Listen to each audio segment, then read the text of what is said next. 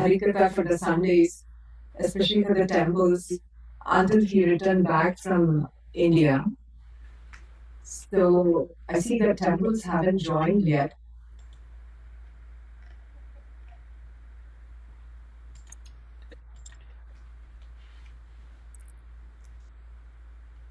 So before I start, I would like to offer my obeisances to Gurudev and Guruji. Om Anjanatimidamdasya Jnana Shalakaya Chakshuru Militam Yena Tasmai Shri Gurave Namaha. Bhaktyavadihina Aparadalakshmi Shiktaschatamaditarangamatye Kripamai Tvam Sharanam Prapanna Vrinde Namaste Charanarabindam.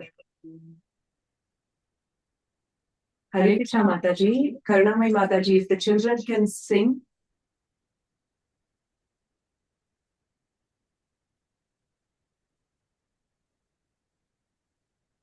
Hare Krishna Mataji.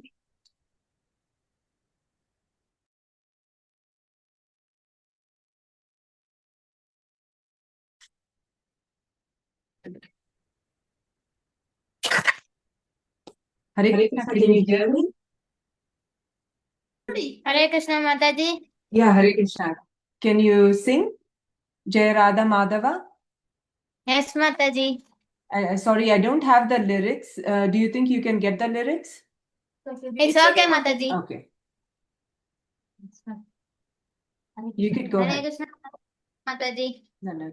Jaya Radha Madhava Kunja Bihari Jaya Radha Madhava Kunja Bihari Jaya Gopi Jaya Gopi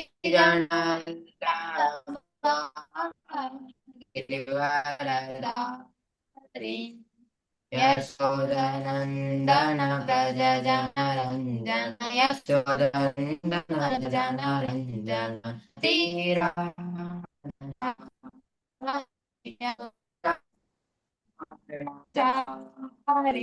Jaya Radha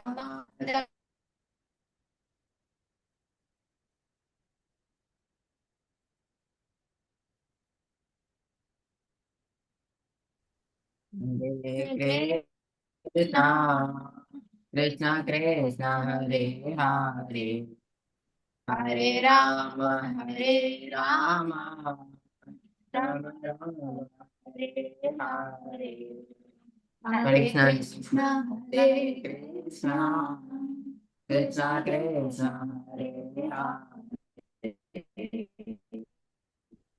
Hare Rama Hare Hare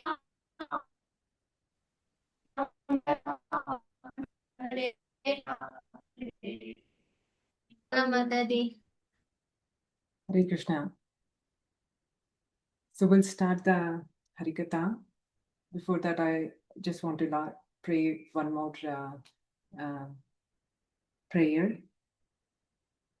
Gurave Gaurachandraya Radhikaye Tadalaye Krishnaya Krishna Bhaktaya Tadbhaktaya Namo Namaha. I offered my obeisances onto lotus feet of my Guruji, Om Vishnupada Shri Srimad Bhakti Vedanta Bhagavati Kanta Dasa Maharaj. And with the mercy of Guruji, today I would like to talk about glories of Guru.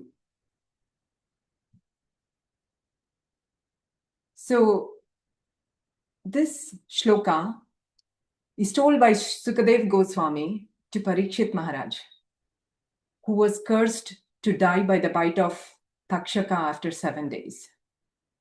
So in this one, it states, who is the most intelligent person?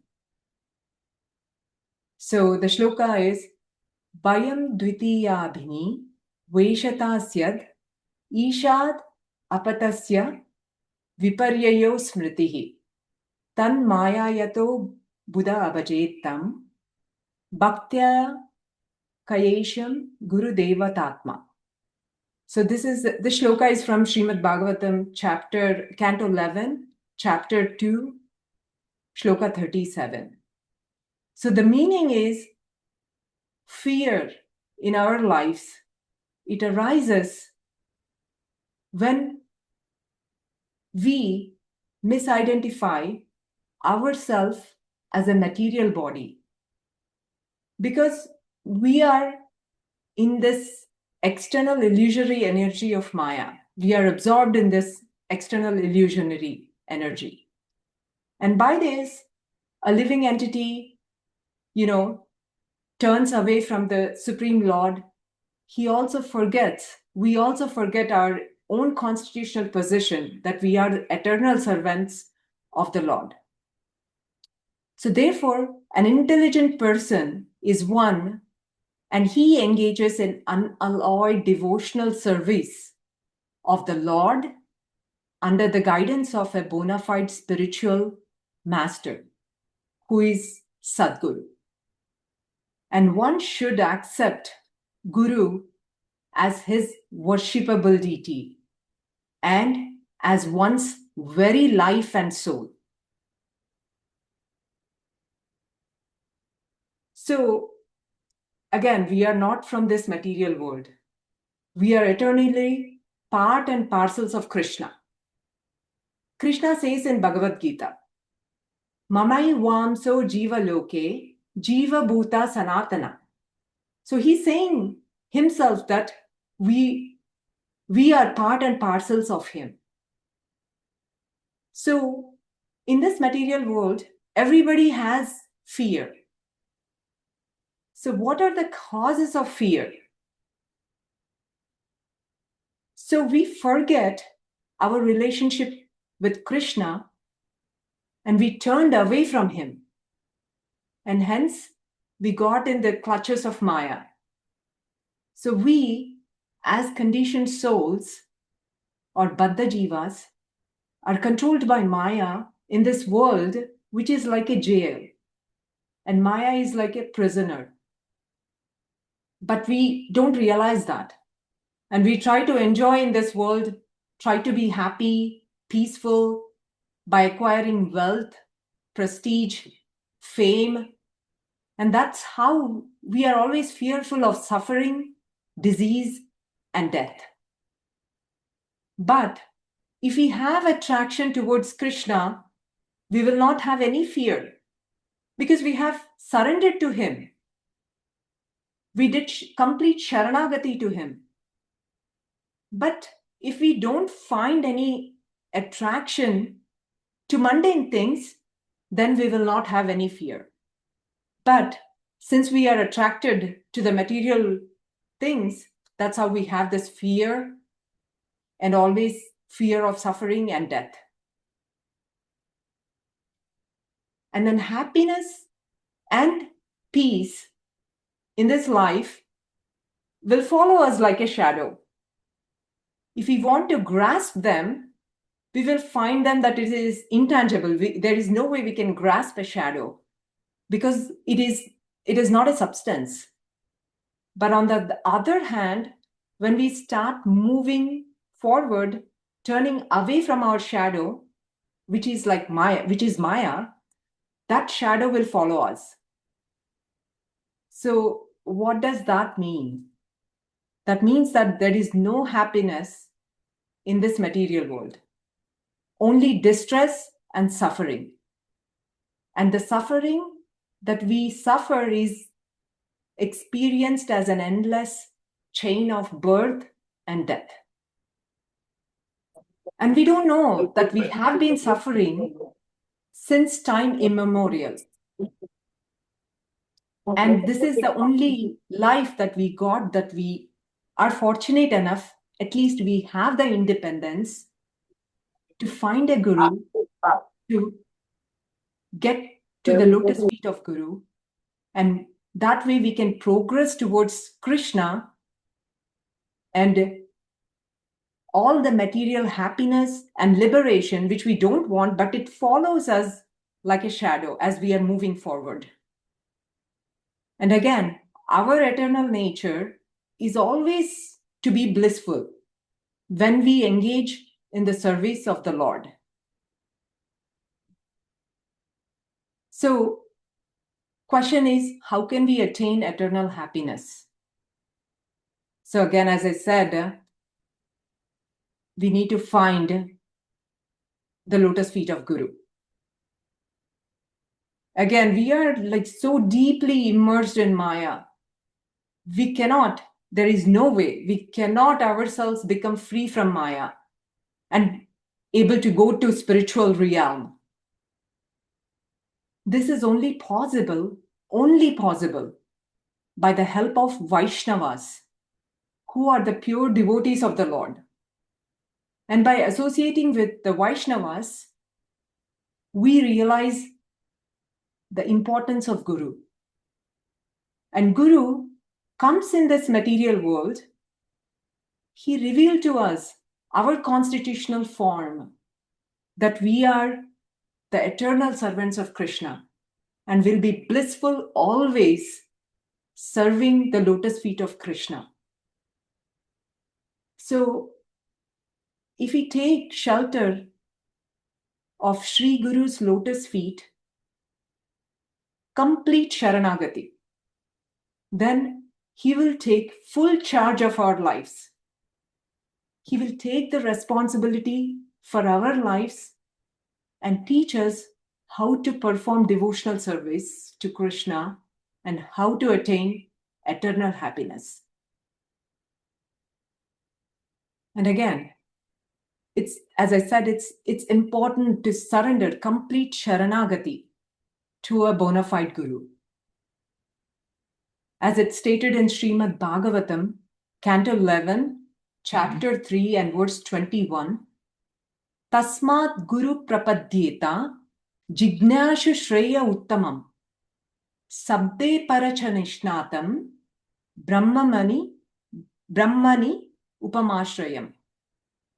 So, any person who is seriously desirous of achieving real happiness must seek a bona fide spiritual master and take shelter of him by initiation.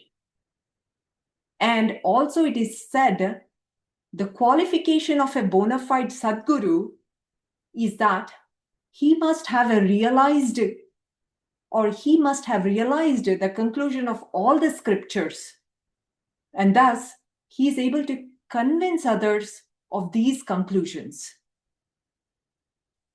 So, Guru is the only one who have taken complete shelter of Supreme Lord. He leaves aside all the material considerations. And that is the one, or he's the one who is a bona fide Sadguru. And surrendering to a bona fide Sadguru, how do we surrender? What is the way to surrender? How should we surrender? So, in the shloka, as I stated in the beginning, Guru Deva Tatma. So first, we must think that Guru is our Atma. He's our life and soul. And being totally surrendered to him, if we serve Krishna under his guidance, then certainly, without even us realizing, we will be out of Maya. And we will see that our transcendental form it gets manifested as we continue our sadhana. And we see that we are serving Krishna in our transcendental bodies and relishing the endless ocean of Ananda, the supreme happiness, transcendental bliss. And Guru, he is the personification of the mercy of Krishna.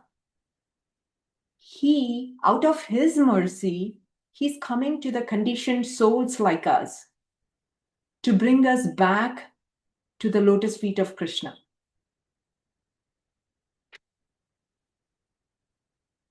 So, Guru, he's our most worshipable Lord. Just as one who would worship Sri Krishna, like in the shloka in the beginning, said, Bhaktiya Kayesham Guru Devatatma. It means that we should have one-pointed bhakti. We should have one-pointed faith and devotion. And it should be at the lotus feet of Guru, one-pointed bhakti, and consider Sri Guru is dearer than our own life. And by the mercy of Sri Guru, Bhagavan gives his mercy. And without Guru's mercy, like we sing always in Guru Ashtakam, Yasya prasadan nagati kutopi. So without the mercy of Guru, he who is a representative of Krishna, it is not at all possible to attain Lord's lotus feet. So if Guru is not pleased, we remain in this world, life after life.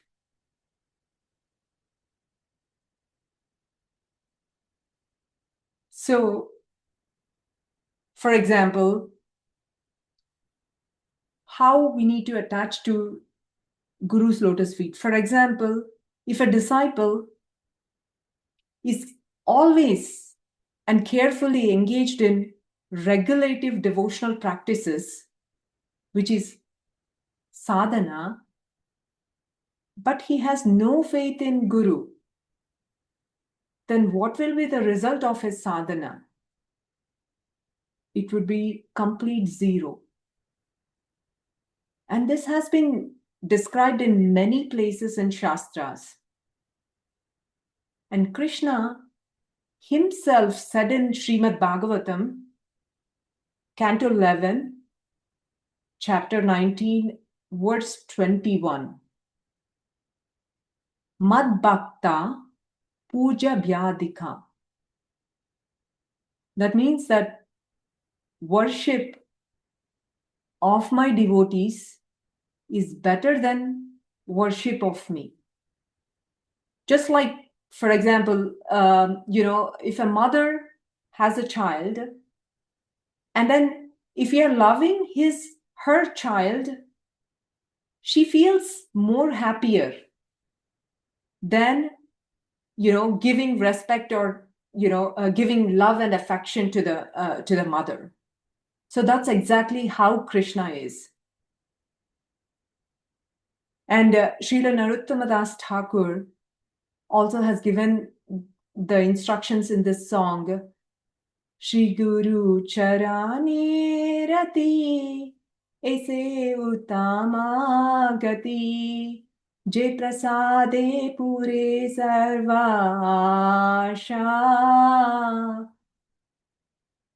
So by having Rati, that is a spontaneous attachment of the heart, our heart, for the lotus feet of Sri Guru, a disciple will attain his ultimate goal.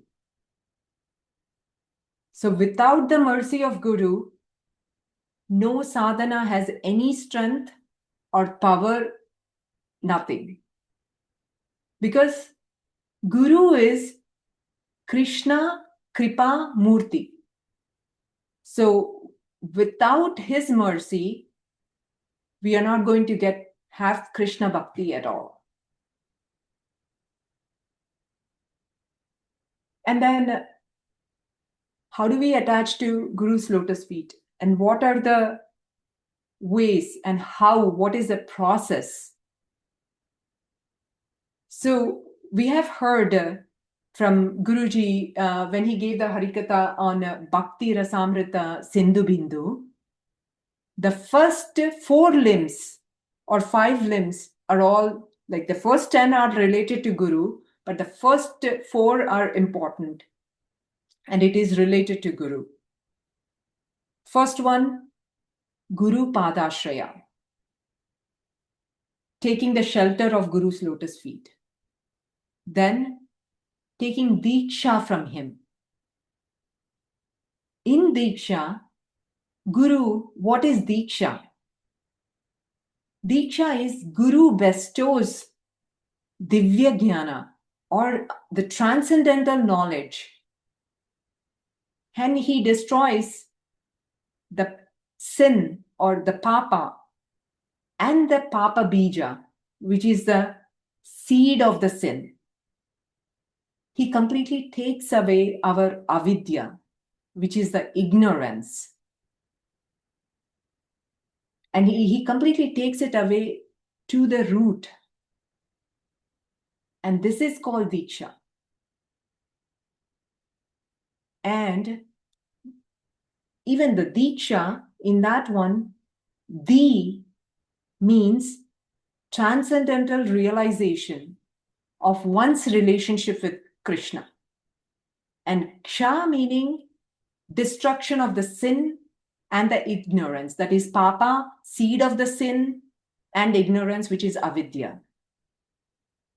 So therefore, unless one receives initiation from a Mahabhagavata, he's not receiving the Diksha in real sense at all.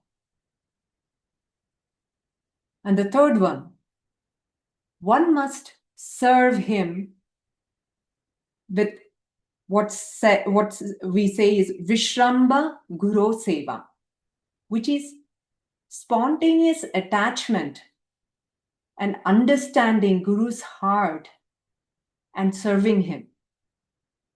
Giving with your mind, body, and speech, like Manasa, Vachika, and Kaika. And next step in the process of bhakti, in the limbs of bhakti, is Sad Dharma Siksha Pricha. So that means one must receive instructions from the spiritual master and always try to make enquiries in order to learn how to perform devotional service. And the next one is Sadhu Marganu Gamana. That means that we should follow in the footsteps of Guru and previous acharyas as per the directions given by our Guru.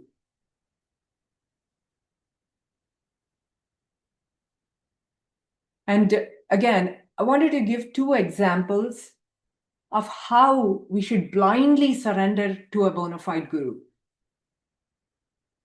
So the first one that we are seeing on the left is about Aruni. He's a disciple of Sage Daumya.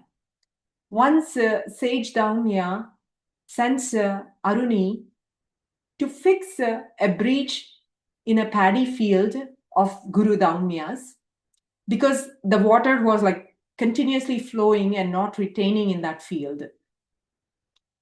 So Aruni arrives there and sees that breach, and then he tries to patch it up, but the breach is so large that how much ever he was trying to fix it with the mud or the logs, that kept on washing away. So he tried multiple times.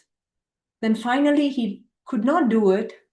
So he decided to lay down as like a temporary, to occlude that water leakage. And then he laid down, and that way the water stopped leaking.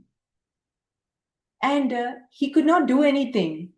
And he just laid down the whole night. And when Aruni didn't return, in the morning, he was like trying to find Aruni. The Guru was trying to find Aruni. And then he couldn't see. Then he took some of his disciples and went to the place where he asked Aruni to work on. And then he was like calling his name. And finally, Aruni said, "Oh, Gurudev, I'm here." And then when Guru Daumya saw Aruni's devotion and obedience, he was like, his mercy, he was like so merciful, and he bestowed him and blessed him with all the knowledge and fortune. And this other example on the right side is about Upamanyu. So he's also a great disciple. So Upamanyu once was told by his guru to graze the cows, to take the cows for grazing. And he took them for grazing every day and then returning back. But then Guru was testing him. Actually, he never asked Upamanyu about his what he's eating or asking him to pack lunch or anything. He never asked. He was testing his disciple. So Upamanyu was like daily taking the cows for grazing and coming back in the evening. And then at that time, Guru asked him, like, you are just not eating anything, but you're still fit. What's going on? How are you staying fit? Or how are you, like, you're not like, hungry and you're not asking me for food.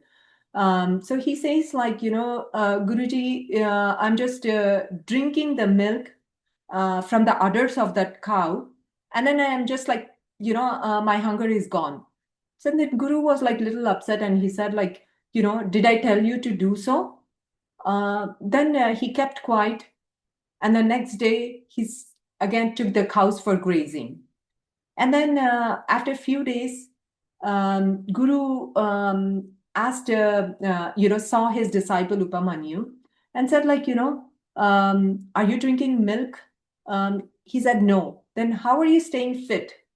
Then he said, like, Guruji, I'm just taking the foam that's coming out of cow's mouth, and then I'm taking it to, fulfill my hunger, or like, because I'm hungry and I'm just like taking that. Then Guru again gets upset. And then he says, like, again, like, did I tell you to do so? Then don't do that. Then he stops doing that. And then after a few days, like, 1 day, 2 day, and then second or third day, then he take the cows for grazing. And in the evening, cows, they come back. But he didn't see Upamanyu coming back. Then his guru was worried.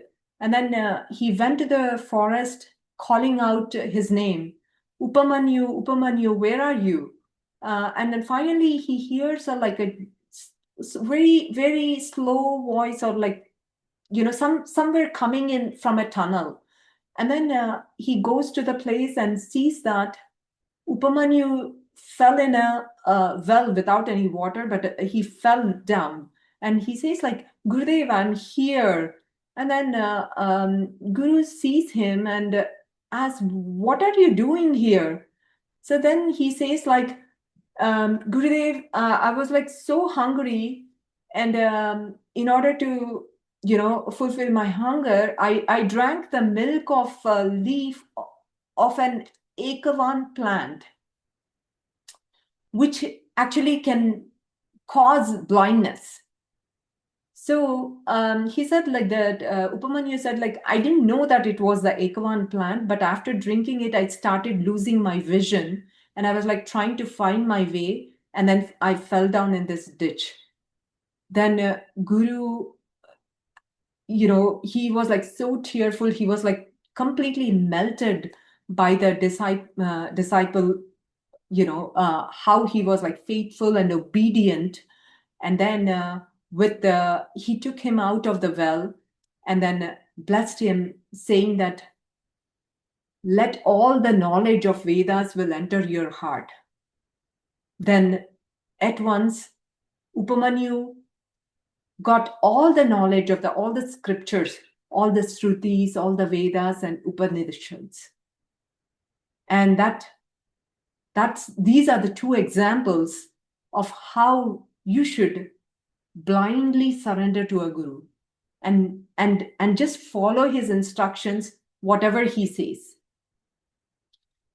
Understanding Guru's inner desire and completely surrendering to his lotus feet is the only way that we can be happy and we can get out of this material suffering and distress. So finally, what is the secret of happiness? So it's said in Shveteshwara Upanishad, Yasya Deva Parabhaktir Yata Deve Tata Guru Tasyate Katita Hi Artha Prakashante Mahatmana. So the meaning is, the conclusive meaning of scriptures are revealed only to that soul who has the transcendental devotion, the same transcendental devotion for Sri Gurudev as he has for Sri Bhagavan.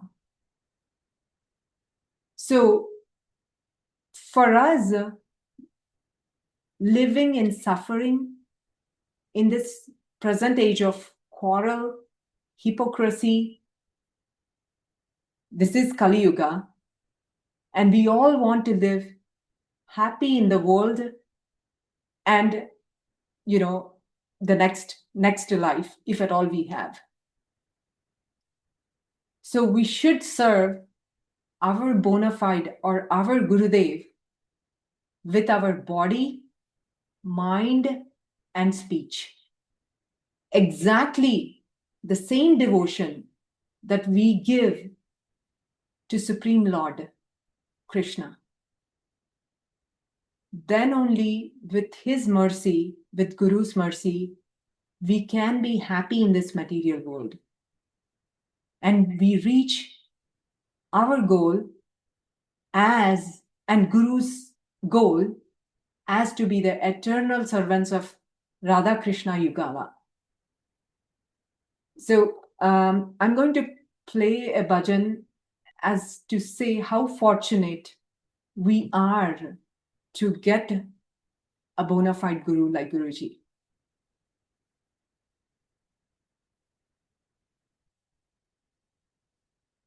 Guru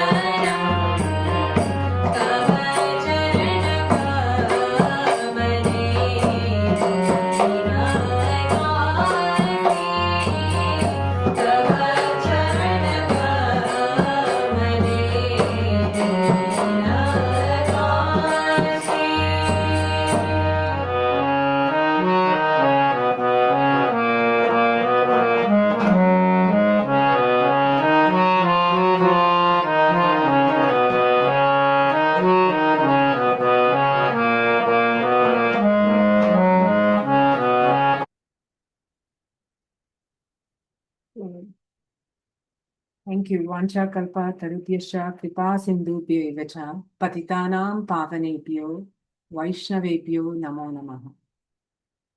Thank you so much for giving me the opportunity at least to talk about Guru.